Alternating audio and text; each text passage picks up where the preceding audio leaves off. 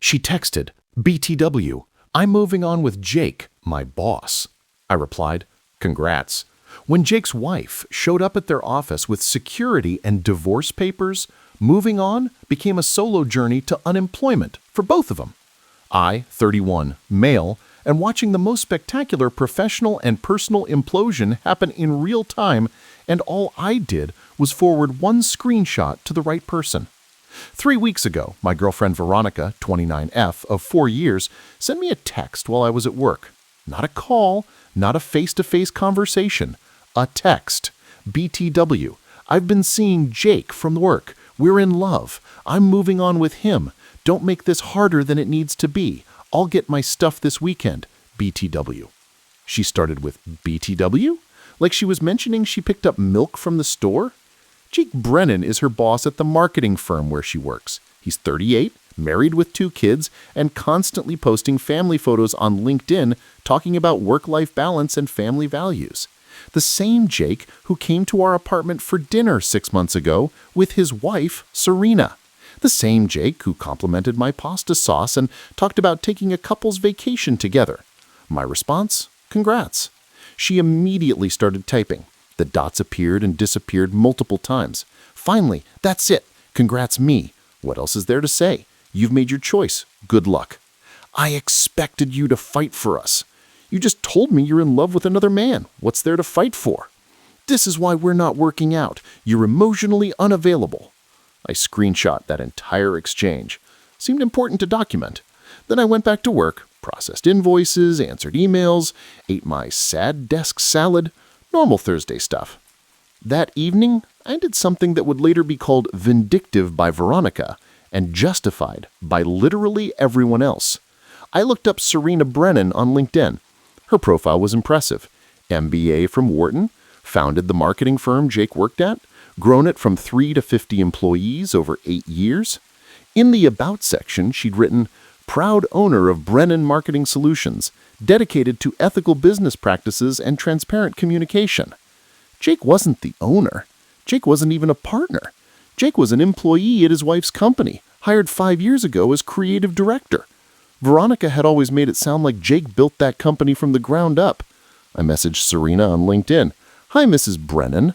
I think there's something you should know about your husband and my girlfriend. I have screenshots if you need them for any proceedings. She responded within an hour. Please send everything to this email address, and thank you. Update 1. The aftermath was swift and brutal. Serena Brennan doesn't mess around. Monday morning, she walked into her own company with her lawyer and 2 security guards. Jake was in his corner office, the one his wife gave him, having coffee with Veronica, who was supposed to be working on the Peterson campaign. According to my former coworker, who still works there, Miles, it went like this. Serena walked in and said, Jake, you're terminated effective immediately for violation of company policy regarding relationships between supervisors and subordinates. Security will escort you out. Your personal items will be mailed to your parents' address. Jake tried to play dumb. Honey, what are you talking about? She dropped a folder on his desk. Divorce papers and a lawsuit for alienation of affection against your girlfriend here. Oh, and Veronica, you're also terminated for violating company policy. Security. Veronica tried to argue. You can't fire me for dating someone. I can fire you for dating your direct supervisor, lying about it on multiple occasions, and using company resources to conduct your affair. I have records of your company email exchanges, which were quite graphic. Company property, company emails, my decision. Here's where it gets good. Veronica actually said, this is wrongful termination. Jake and I are in love. Serena laughed. Actually laughed. Love? He told me last month he wanted to try for another baby. Was that before or after he was declaring his love to you? Security escorted them both out separately. Jake tried to take his laptop. Security stopped him. Company property, sir. I have personal files on there. Should have thought of that before using company property for personal affairs. Veronica called me crying that afternoon. How could you do this to me? Do what? Tell the truth? You ruined my life. I lost my job. You ruined your own life. I just informed the interested parties. Jake's wife is suing me. She's crazy. She's protecting her assets. The company is hers. The house is hers. Most of the money is hers. Jake was basically a glorified employee with a fancy title. You knew that? I Googled it. Public information. You should have done your homework before destroying our relationship. She hung up on me. Jake tried calling me too. Left a voicemail. You vindictive piece of garbage. You destroyed 2 careers over petty jealousy. I hope you're happy. I texted back. I am, actually. Thanks for asking. Update 2. The entitlement escalated to absurd levels. Veronica showed up at my apartment with her mother, Diane. They wanted to talk like adults. I let them in because I was curious where this would go. Diane started, "You need to call that woman and tell her you lied." I didn't lie. I sent her screenshots of Veronica's own words. You took them out of context. The context was, BW, I'm seeing Jake. We're in love. What context am I missing? Veronica was fake crying. The kind where she checks if you're watching. I'm being sued for $200,000. That's insane. Alienation of affection is a real thing in this state. Maybe Google the laws before sleeping with married men. Diane pulled out the guilt card. How can you do this to someone you claim to love? She literally told me she was in love with another man via text message. The relationship was over. I just made sure the man's wife knew about it. You should have kept quiet like a real man. Diane actually said this. A real man? Your daughter cheated on me with her married boss, and I'm supposed to protect her from consequences? Veronica stopped fake crying. It wasn't cheating. I told you about it after it was already happening. That's still cheating. Then came the kicker. Veronica said, Jake is staying with me now. His wife kicked him out. We need money for a lawyer. You owe me for half the furniture. The audacity. The furniture I paid for. The furniture in the apartment only I'm on the lease for? We live together. It's communal property. We're not married. It's my property. I have receipts. Diane tried another approach. You're ruining Jake's relationship with his children. Jake ruined that himself when he cheated on their mother with a subordinate at their mother's company. They left when I started recording the conversation on my phone, but not before Veronica said, This isn't over. Jake knows people. So does Serena. Way more important people considering she actually owns things. The next day, someone keyed my car. Deep scratch down the entire driver's side. Filed a police report, but without proof, nothing happened. I knew it was either Veronica or Jake. The security camera at my building conveniently didn't cover that spot. Then the real entitlement showed. Jake and Veronica started a GoFundMe.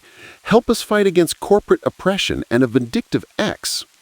They actually wrote that Serena was abusing her power as a CEO to punish them for finding love. They raised $127 before it was taken down for violating terms of service. Miles kept me updated on the industry gossip. Turns out Jake had been promising Veronica a promotion and raise that he had no authority to give. He'd been telling her he was getting divorced soon for the past 6 months. He had also been involved with at least 2 other employees over the years, which came out during Serena's investigation. Veronica texted me. Jake's wife is taking everything, the house, the cars, the savings. She's being unreasonable. Me, it's all legally hers. He just had access to it. We're going to be homeless. You both have degrees and experience. Get jobs. No one will hire us. Serena is blackballing us. Me. Or maybe nobody wants to hire people who got fired for having an affair that destroyed a company's leadership structure. She called me heartless. I reminded her she ended our relationship via a BTW text. Final update. The complete collapse was almost poetic. Serena's lawyer contacted me. She wanted to thank me personally and asked if I'd be willing to provide a deposition about Jake and Veronica's behavior during the time I knew them. I agreed. Why not? It was all true. During the deposition, I learned some interesting facts. Jake had been embezzling small amounts from the company, using the company card for his dates with Veronica. Veronica had been logging hours she didn't work. Approved by Jake, they'd been using the company's client database to try to start their own competing firm. Serena wasn't just divorcing Jake and suing Veronica. She was pressing criminal charges for embezzlement and theft of trade secrets. Veronica called me panicking. You have to help us. Tell them we didn't steal anything. I don't know what you did or didn't steal. That's between you and the investigators. Jake might go to jail. Then he probably shouldn't have embezzled money from his wife's company. It was only like $15,000. Only?